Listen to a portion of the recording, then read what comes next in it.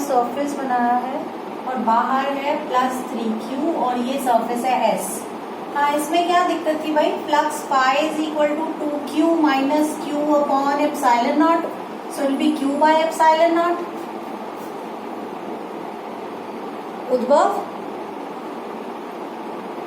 उद्भव इसमें क्या दिक्कत थी भाई? इट विल बी 2q, बस 2q और minus q total charge upon में मेरा epsilon naught, phi is equal to q by epsilon naught, तो 2q minus q will give you net charge as q upon epsilon naught. बाहर वाला तो इसमें count होगा ही नहीं। अच्छा, अभी दोनों स्पेशल केसेस ना, ठीक है। प्लेन शीट स्पेशल केस, ठीक है। चलिए लेट्स गेट टू, हाँ तो ये 3q हो जाता, 3q हो जाता ना, 2q plus q will give you 3q, फिर 3q हो जाता, फिर क्या दिक्कत है? चलिए let's get to question number 5। किसका हो गया भाई क्वेश्चन नंबर 5? किस किस का हो गया क्वेश्चन नंबर 5? क्या दिया है क्वेश्चन नंबर 5 में?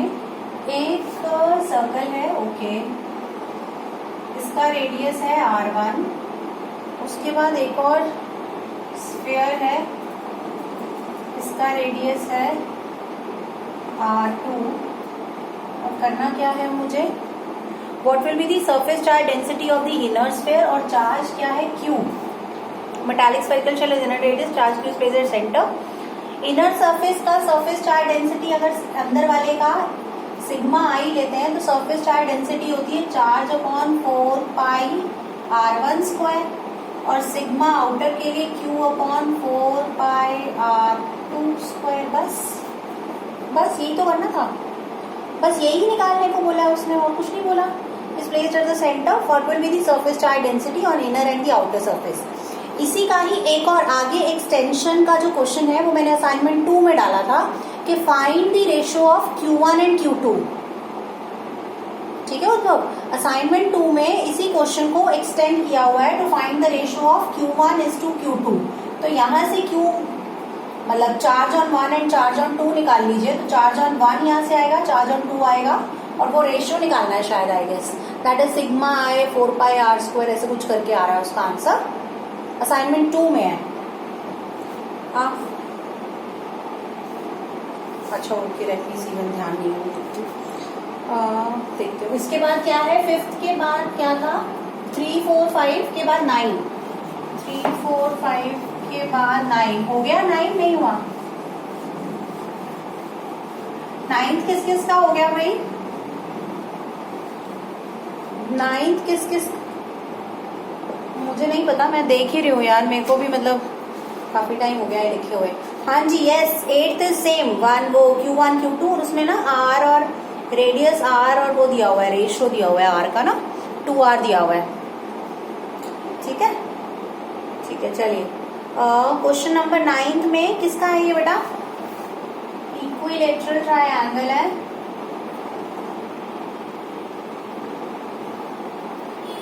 ए क्या हो गया? 2 माइक्रोकूलम माइनस 3 माइक्रोकूलम,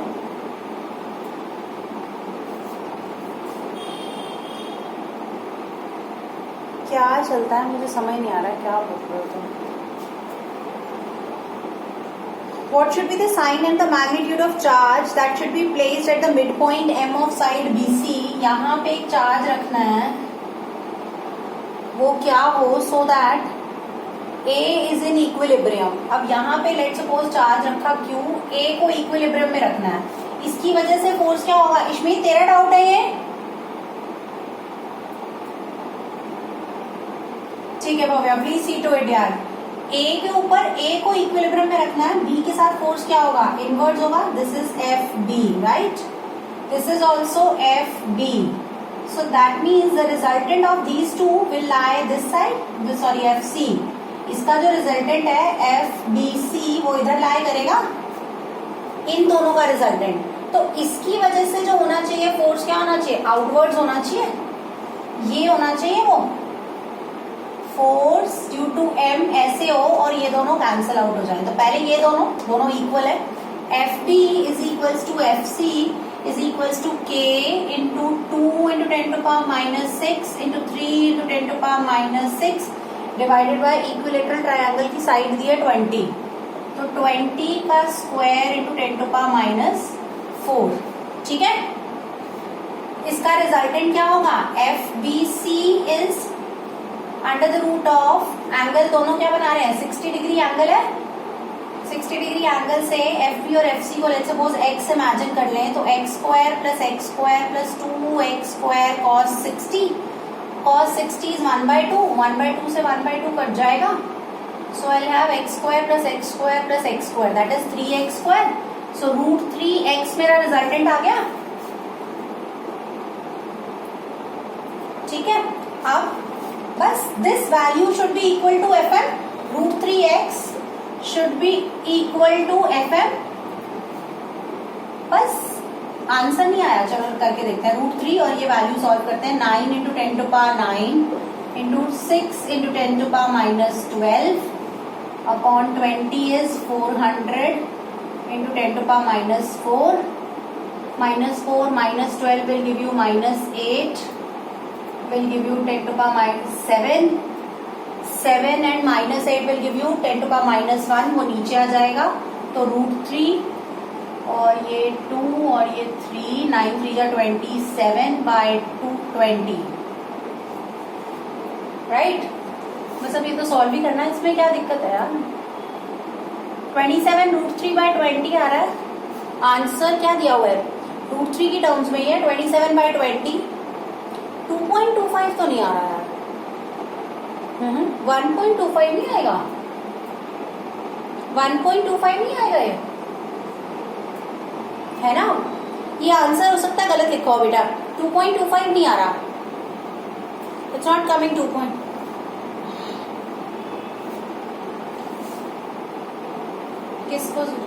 किसको 0? हाँ अच्छा ओके, ये तो फोर्स आया ना। यस यस यस, ये तो फोर्स है। जो वैल्यू हमने निकाली ये तो एफएम है, और अब हमें एफएम की वैल्यू लगानी पड़ेगी ना। FM is K into 2 into 10 to power minus 7 into charge Q upon ये distance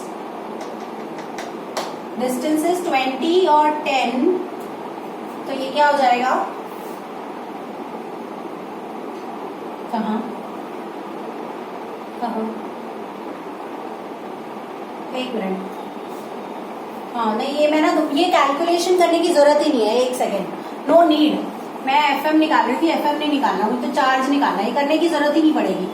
let's not do that. पहले एक बार ये डिस्टेंस लिख लेते हैं। Am AM is equals to under the root of 20 का square is 400 minus 100, that will be root 3, 10 root 3. So 10 root 3 AM आ गया, root 3 और K into 2 into 10 to power minus 6 into 3 into 10 to power minus 6 divided by 400. Good.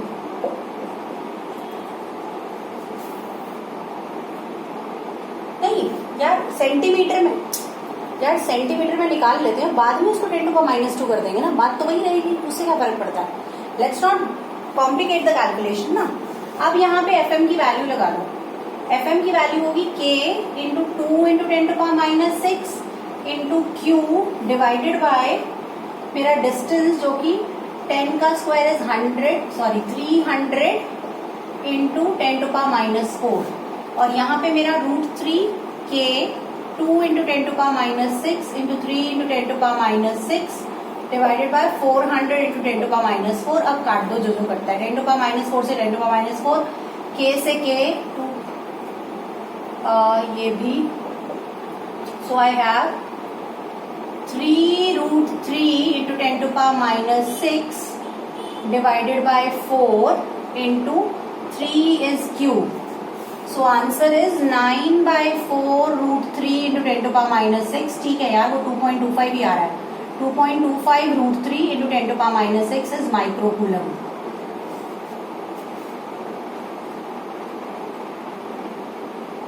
बोलो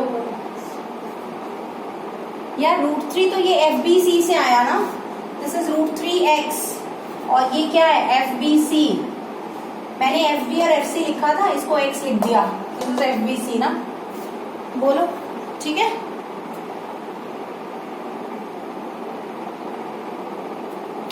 यार देख, ये दोनों की वजह से जो रिजल्टेंट है वो नीचे आएगा, तो जो ये Q होना चाहिए ये आउटवर्ड देना चाहिए, तभी तो दोनों एक दूसरे के ऑपोजिट होंगे और कैंसिल करेंगे और नेट फोर्स ए पे 0 होगा।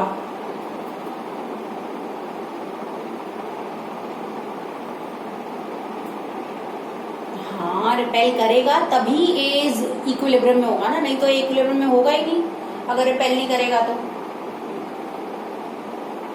ठीक है, डन डन। चलो लेट्स गेट क्वेश्चन नंबर 9 के बाद कौन सा कह रहे थे यार तुम? Question number 11। Electric field given by Ex is equal to 5। इसमें क्या प्रॉब्लम थी यार? किसका नहीं हुआ ये 11 यार? Please tell me. इसमें अच्छा वो लेंथ नहीं दी हुई थी ना, मैंने लिखा था L is equal to 10 metre ले लो। क्वेश्चन नंबर 11 किसका नहीं हुआ भाई? Please tell me. L is equals to 10 metre ले लीजिए, इट विल बी, फिर ये सॉल्व हो जाएगा। Take L is equals to 10 metre, हो जाएगा solve.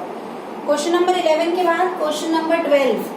A free pitch ball P of 10 gram carries a positive charge. What must be the nature and the magnitude of charge that should be given to another pitch ball Q fixed 7 centimeter below the former ball? So that ball, यार mg is equal to QE, इसमें क्या problem थी? Question number 12 किसका doubt है यार? Question number 12 किसका doubt है? अब बोलोगे कि नहीं?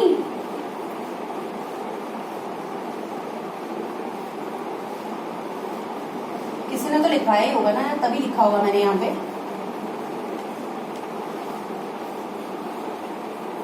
अरे mg यार, ये हुआ तो मुझसे भी नहीं था, शाबाश, बहुत ही बढ़िया। इस पिच बॉल का वेट वर्टिकली डाउनवर्ड है, फोर्स इलेक्ट्रोस्टैटिक ऊपर लगना चाहिए और दोनों बैलेंस हो जाएंगे तो बॉल नीचे नहीं गिरेगी। So mg is equal to QE। बस निकालने को बोला उसने मुझे, what should be the charge given to another ball.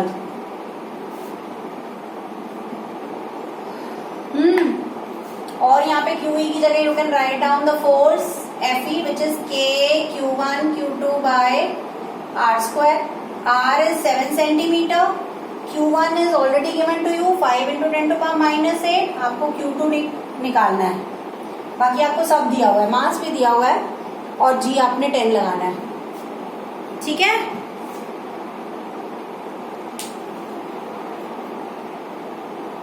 महर भाग गई। अब